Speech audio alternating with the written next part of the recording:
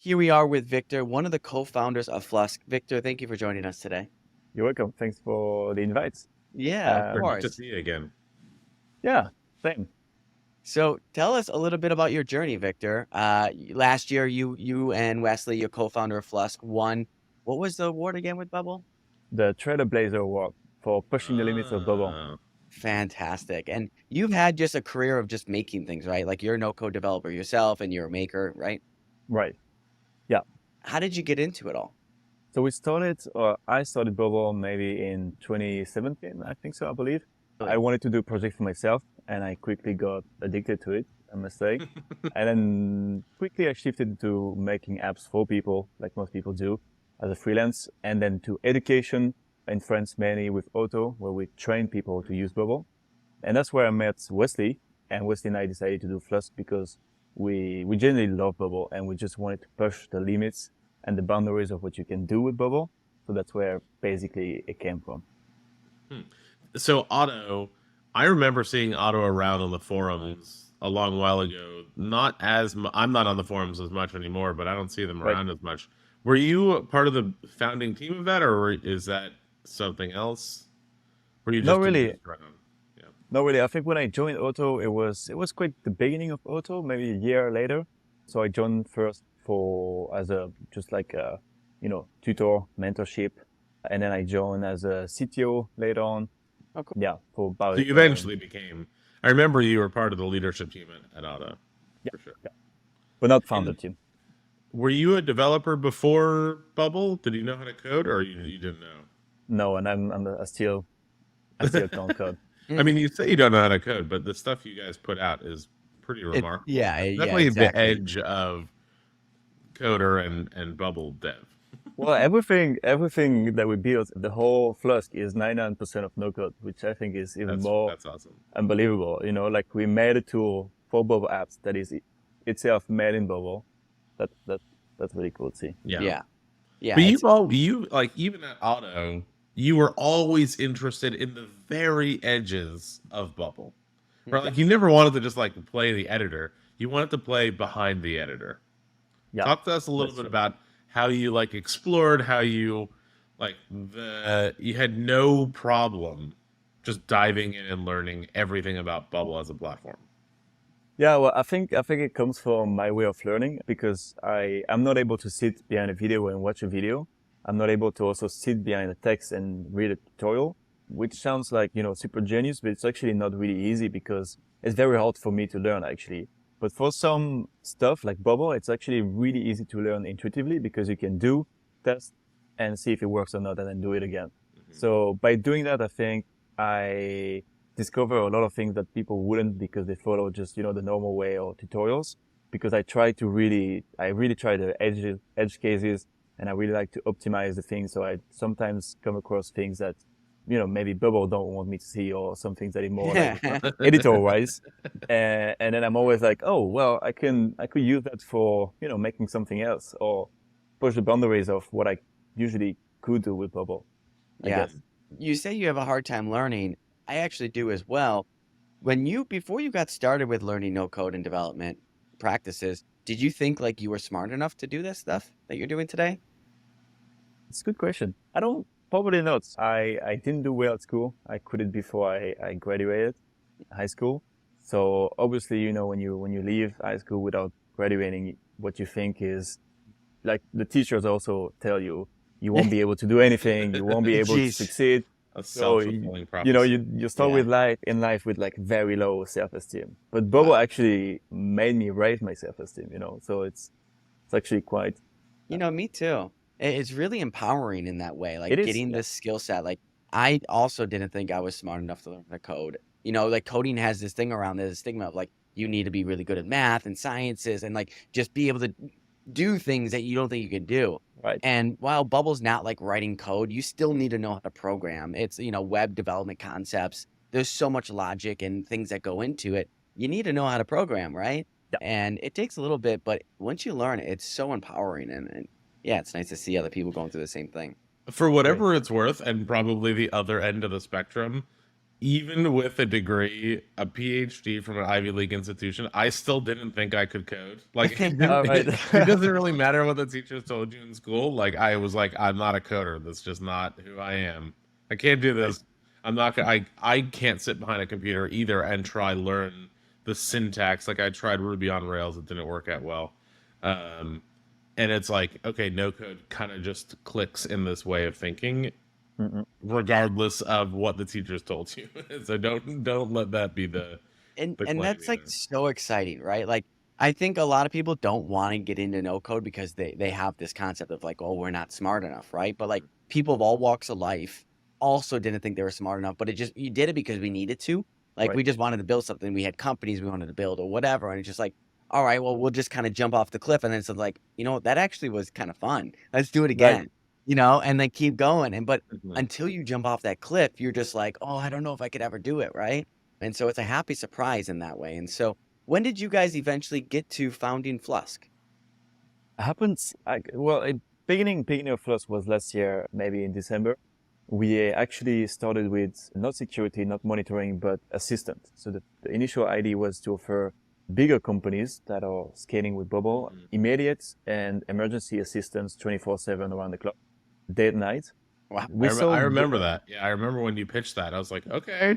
Yeah, I mean, it geez, sounds that's great. yeah, it dedication. sounds great, right? I was still running a company built low code bubble. I was like, yeah, I'd love to have you here. I don't want to do it.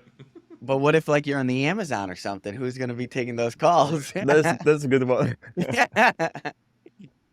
Anyway, it didn't happen, so we could Okay. Yeah.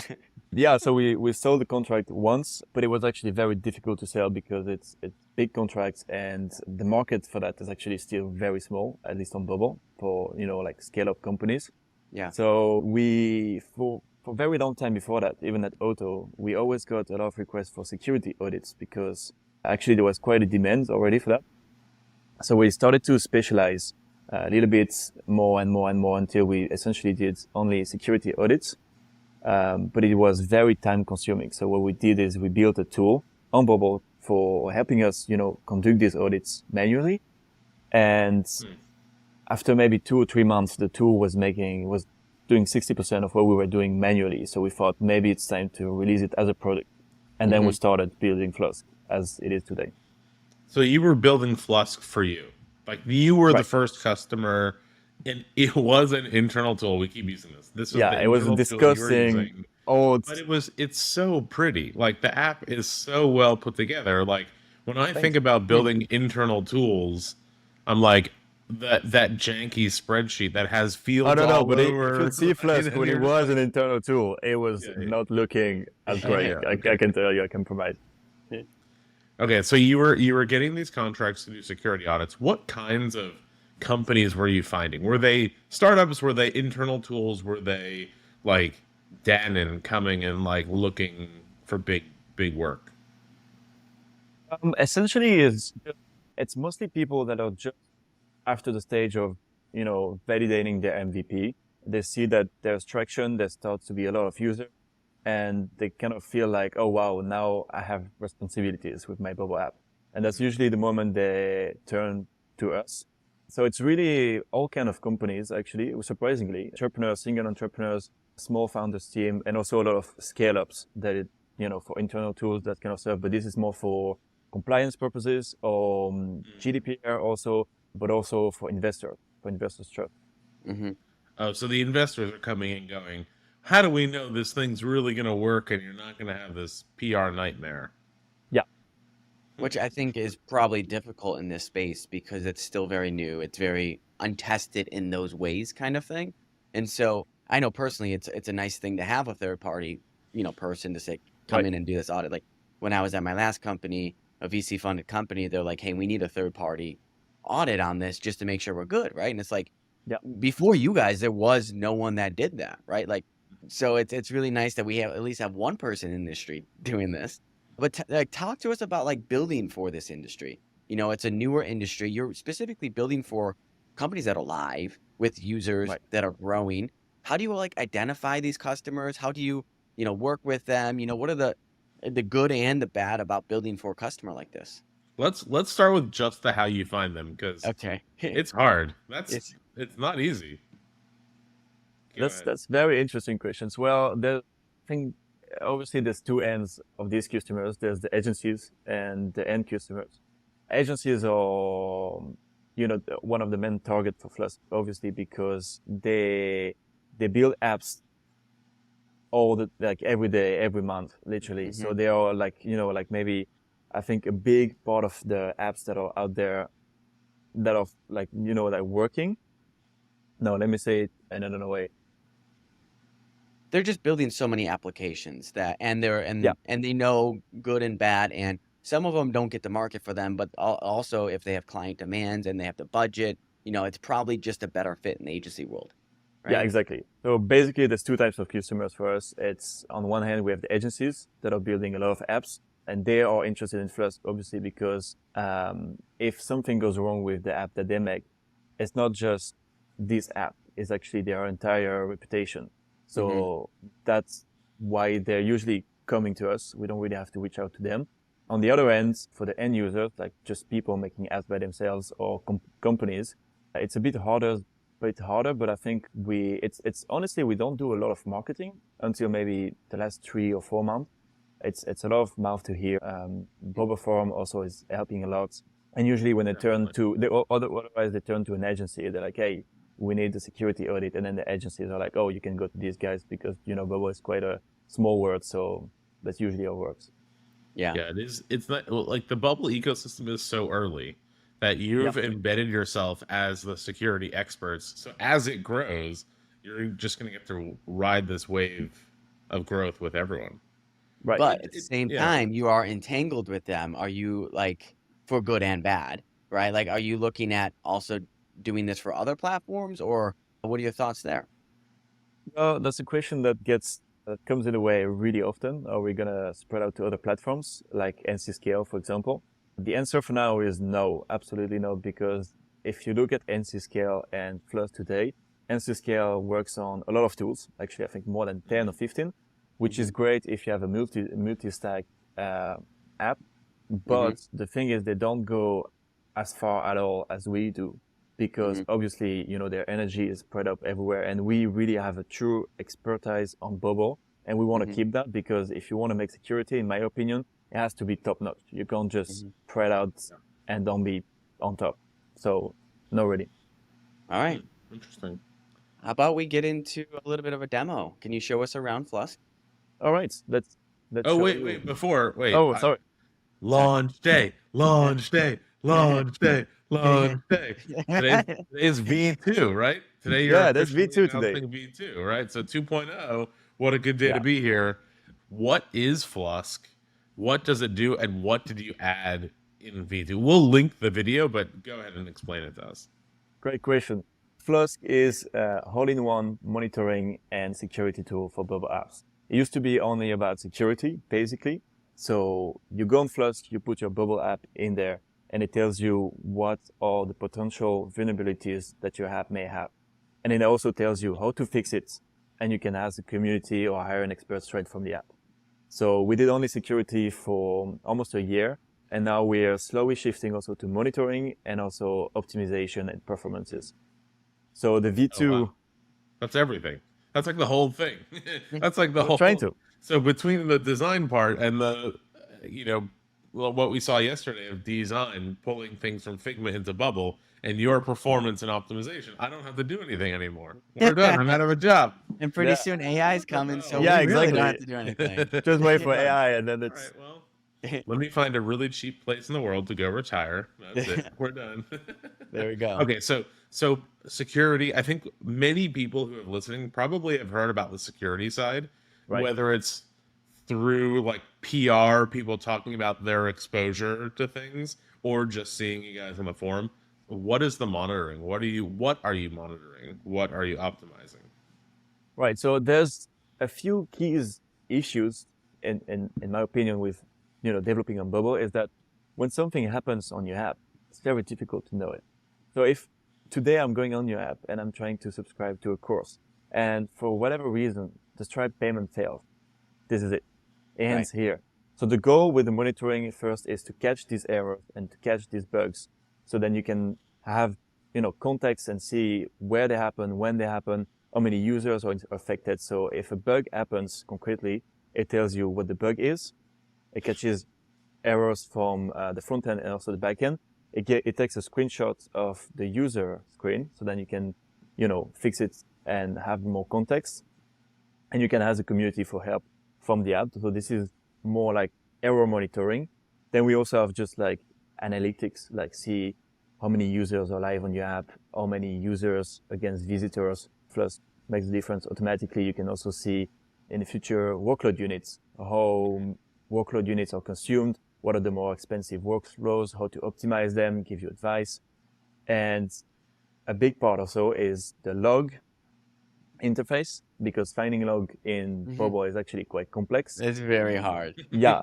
Yeah, But Let's just if you've tried, it's impossible. Let's say. But if unless you've it happened tried, like 2 minutes ago, they're not there. yeah, that's difficult, because if something happens on your app, you just have to hope to find it, and you can't just go the normal way and identify where it comes from straight away. So the goal is for us is to try to put it in the way Make, formerly Integromat, does it, where everything is just visual, just like the way you see it in the workflow. Cool. Yeah. You just follow along. So when you say you're monitoring a user and workflow units, can you see who's consuming more workflow units? Like which users are consuming more? Like, could I sell subscription to my Bubble app based on workflow units? Like, oh, you get 10,000 workflow units. Use it however you want. Well, theoretically you could, but then you would need a Flusk API or something like that for that, which we don't have at the Very moment. Talking to the founder. Yeah. That's a very interesting concept, that usage-based. We get charged for usage-based, so we charge our customers usage-based. That makes sense, yeah. So one thing, I may be misremembering this from our chat in Santa Monica a long time ago. Right. I remember something about you basically training, this is pre-chat GPT, you training a parabola model on error messages to be able to determine what they are, how they affect people, and the severity of things. Yeah. Is that a thing you guys are using? How does that work? Talk about that. We use it for the security today. So basically, let's say you have a data leak on your app. We're going to look at what the data is. So if it's a field like credit card number on a database that is sensitive, and we're also going to take the context of your app. So what your app is about, because, just the first name on an app for, political stuff is sensitive. And we're going to predict how sensitive and how critical the issue is. For error monitoring, we're also doing the same, but it doesn't work as accurately. We need just more data. So now it's just released as like, we're going to pull data from the users, basically. When people review these errors as critical, not critical, it's going to help for the future versions of Flusk. Gotcha. Wow. With no code. Crazy. Yeah, all with no code. This is crazy. This is like the very edge of code, no code AI. This is like this Venn diagram. It's right in the center. But for example, what we do today is we're able to tag errors. So if it comes from a plugin, comes from Stripe, for example, and the idea is also to send plugin developers the errors that comes often on their plugin, or if suddenly, like there is a rise in errors, then that might be that, maybe something they've put in the plugin is deprecated, and then they quickly can respond to that as well. Wow. Let's get into a demo. Let's see All it. right. Let's see this thing. And we don't have to do like a full-on thing, but just take us a tour around the UI and kind of show us a thing or two. Wait, just can share my screen. Yep. Wow. So this you use Flusk on your own app? Yeah, we do. Otherwise, how can we make sure it's totally secure, right? Yeah, that's right. No, but this is a demo app. The idea here is just to show you like the version 2. So this is basically what Flusk looks like. It's the new version. Okay. So you have onboarding that takes you to how can you basically get to full on security. Here on my dashboard, I can see my security issues. how many in total, how many I have resolved and how many I still have to resolve. I can see how many users are live at the moment and a health overview of the errors. So if I'm looking at the issue tab, it basically tells me what the issues are. So here I have like page access protections, meaning this page is not protected and it should be because it shouldn't be accessible. I also here have a data leak, for example, on this database. I also have public sensitive fields on this database. And if I click on it, I can also see which versions are affected and which fields are affected. So it gives me a little bit of help and context to fix the issue. If I click on documentation, I have a video from Wesley explaining to you what is the issue, where it comes from, how can you fix it, why is it an issue in itself. And what we just released with the V2 as well is the human help, because fixing security issues can be quite hard. So now you can have two options, either ask as a community for help, and this will basically post on the forum with AI a post that explains, hey guys, I have these issues with Flusk tells me this is a screenshot of the issue, this is the data that is affected, this is a link to the page of my app, can you guys help me? Because this is a good way, in our opinion, to get some help. Yeah. And a great marketing hook. Yeah. Like, this is just going to hit the forum. They're going to be like, Flusk told me this. It's going to be the Flusk forum. Right. This is like a public testimonial. I use Flusk. You should too, but help me in the meantime. Well, let's be honest, it is. But that's also a bit, like we also have to play by the rules and not flood the forums with a lot of stuff. Yeah. So we're going to see. Unless everyone has problems. Yeah, we just maybe have to cap the usage of this feature or something to avoid or you can hire an expert to fix it for you, basically. Yeah. So that's basically it on the security side. You can just run a new test. You can see issues from different locations on your apps. You can filter them. You can assign collaborators. You can also, add comments and chat with your other people that you work on the app. Very nice. So when you run like a scan, what is actually happening? So what's actually really cool is that we don't need collaborator access to your app for a security test. We only pull public data. So we go on your app and we scrap everything from your app that is public and we interpret it. So this is actually very complex because we take your Bubble app is structured as a JSON file in the end, saying like, oh, on this page you have this workflow with these settings, blah, blah, blah. And what we do is we interpret it to see, like, for example, okay, here you have reset temporary password action, and it's in the front end. So potentially you can get the token in the front end and reset the password for whatever user it is. Oh, you have a logging action here, but you left clear data. If you just have a button like login as an admin with like the admin login and password, then we detect it. That's basically how it works. Great. This is. Have you ever? So this is the hardest part about security, or one of the hard parts about security, is as Bubble changes things, the security landscape changes a little bit. Have you hired anyone to actively try hack into your system or another app, like someone who knows Bubble and can start poking around, but the general like black hat or white hat hacker in this case, to say, hey, here's what I was able to find? Yeah, we've done it, and we also considered at some point leaving it on for everyone. Basically, have a page saying like, try to hash Flusk, and you can get a prize if you can pull anything from the Flusk app or something like that. But flag. Yeah, but we didn't do it in the end. Okay. So this is on the security part, and on the monitoring part, it's here all the errors and all the bugs that happened in my app, so I can also see in the last few days how that spread out. And for example, here, plugin action SendGrid, send an email, I can see happened 4 days ago and first seen 12 days ago, and it comes from a plugin. Oh, and how many users it's impacted too? Yeah.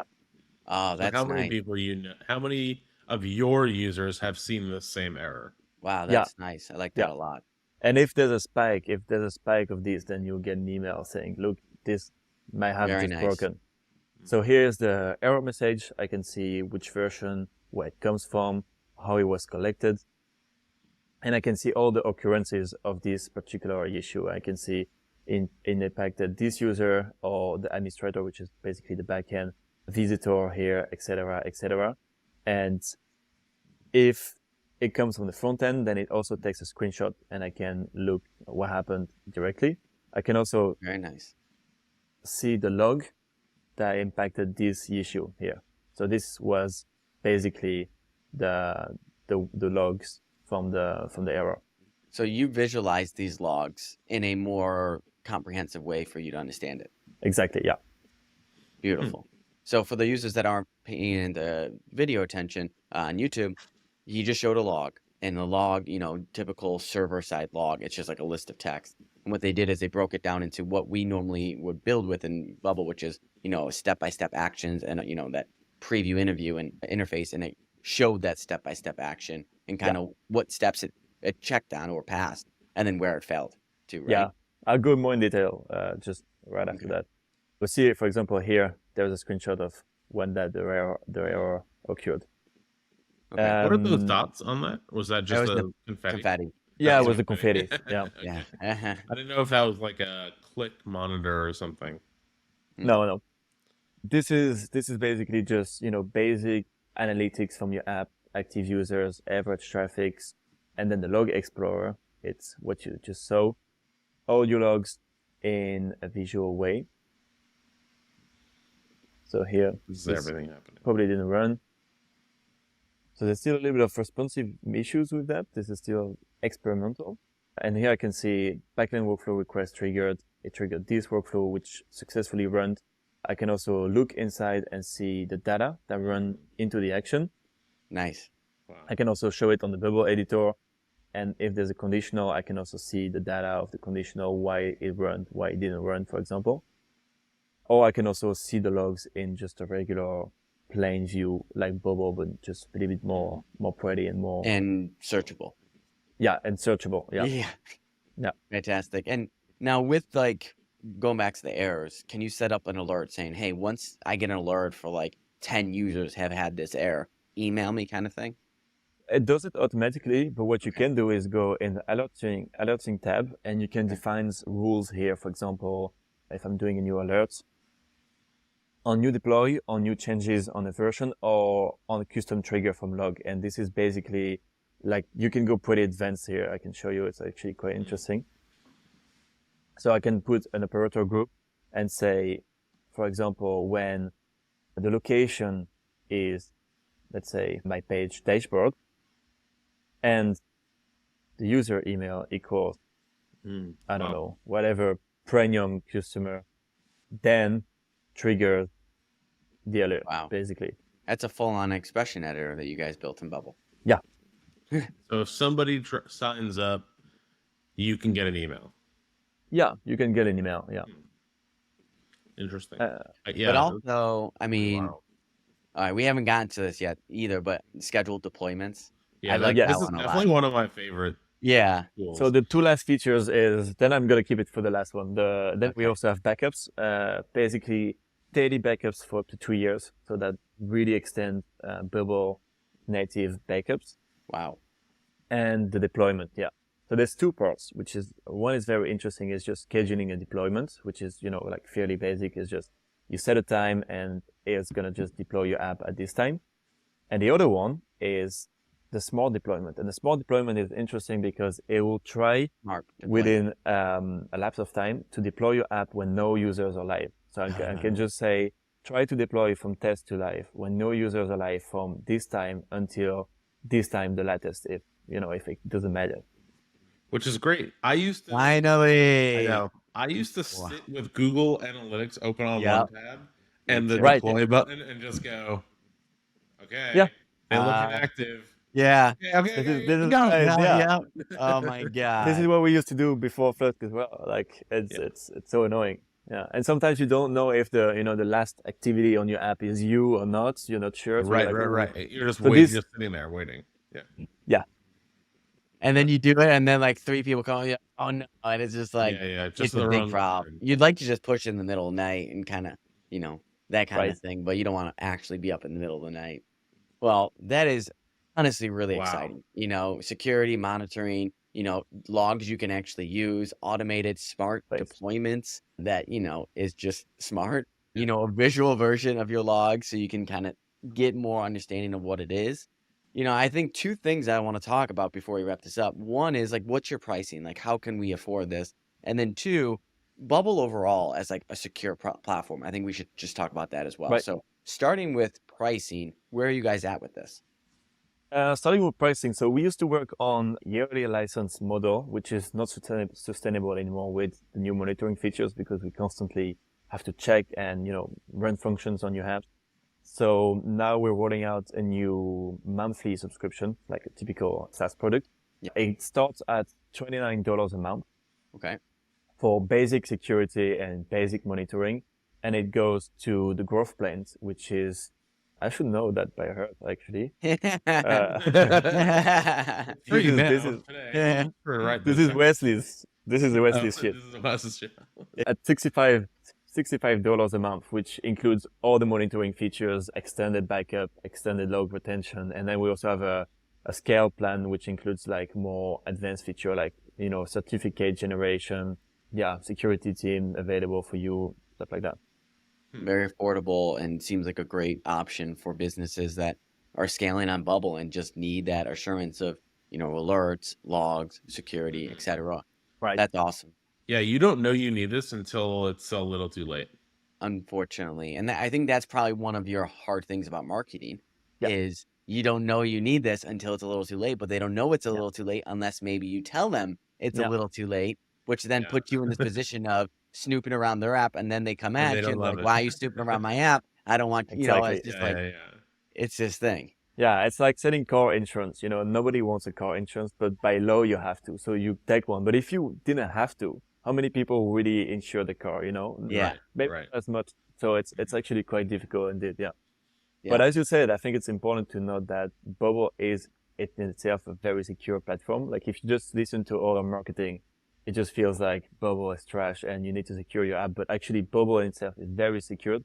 It's just what you can build on it. Like Bubble is so open, it's so free in what you can build that you can make mistakes in, building a workflow, setting up your data. So it's actually what you build that can go wrong and that we try, that we test, not Bubble's servers or Bubble's just, in general. Bubble is very secure. I think that's important, especially considering, the ICP for Bubble, which is normally entrepreneurs learning how to build for the first time, right? So like they're learning design, development, databases, and security.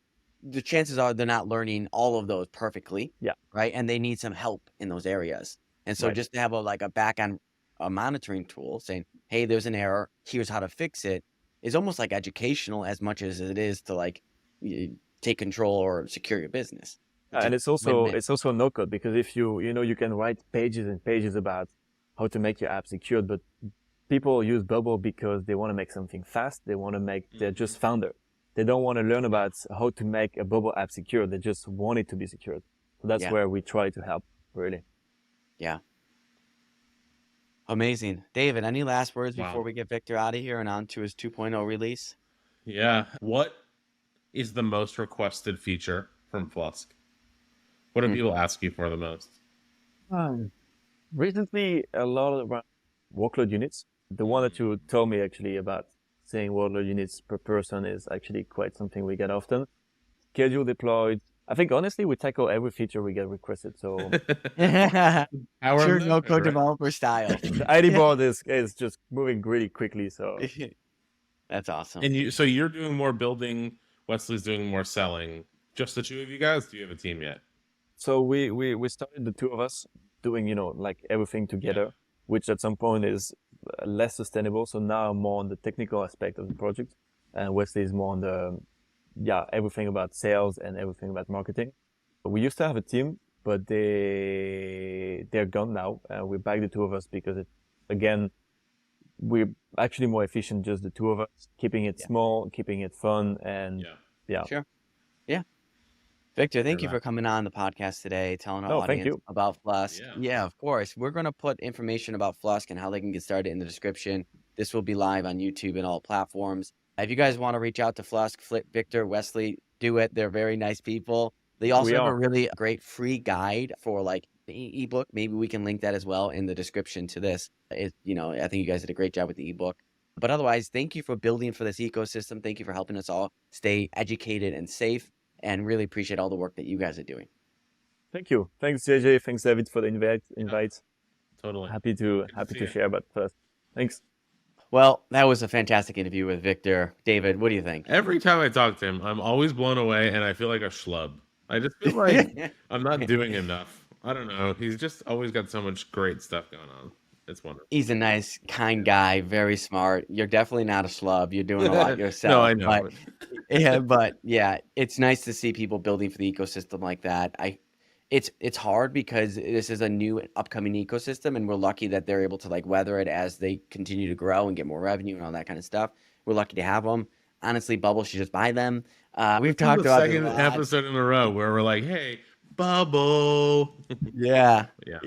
I know, and we're starting to see like Design with Beck come out, Made with Frames with Eli and James come out, and now Flusk with this come out, and it's like design, error, security tracking, and again design, all these little things that Bubble can do to like become even better, which is cool because Bubble's already great. And then we have community members like the Made with Frames stuff is also so exciting. Of like, they have like the auto like group with a row and like all this stuff already formatted, so it's just like boom, boom, boom, boom, boom, boom. Okay, it's done. Exactly. And so it's really cool that we have such an active community building for Bubble on top of Bubble, and we're able to benefit from it. Yeah, I'm excited to see where it all goes and how it all fits together, and how I don't need to do anything to build apps for people. Yeah, so appreciate you guys tuning in for another episode of This Week in No Code. We will be back again next week in No Code, and David is going to be somewhere in the world. You're just gonna. I was going to say you have to tune in to find out, but David will be somewhere in the world. There we go. But otherwise, that's it for This Week in No Code, and we'll see you next week in No Code.